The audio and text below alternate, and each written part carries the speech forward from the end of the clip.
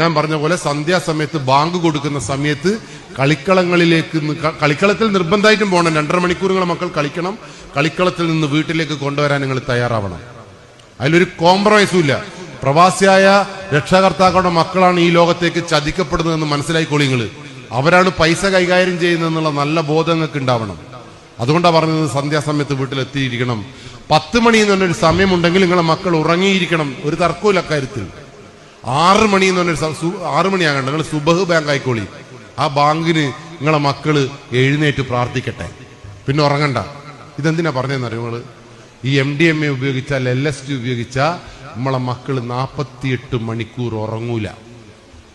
സന്തോഷത്തിന്റെ ദിവസങ്ങളായിരിക്കും. ബാപ്പേനോടും ഉമ്മയോടും പച്ചക്കറി മുറിച്ചേരും, പിടിയപ്പവും ചാണകം കൊണ്ടിടും. ഇതുപോലെ നിങ്ങൾക്ക് തങ്കു അങ്ങനെ പെട്ടെന്ന് ചാണകം കൊണ്ടുവരുന്നുണ്ട് തൂട്ടിച്ചോളി. എന്തോ തകരാറതിനുണ്ട് എന്ന് മനസ്സിലാക്കണം നിങ്ങൾ. അതുകൊണ്ടാ പറഞ്ഞത് സന്ധ്യാസമയത്ത് വീട്ടിലെത്തിക്കണം. ഇത് ഉപയോഗിച്ച ചങ്ങായിക്ക് 10 മണിക്ക് ഉറങ്ങാൻ പറ്റുമോ? ഇല്ല. രാവിലെ എണീക്കാൻ പറ്റുമോ?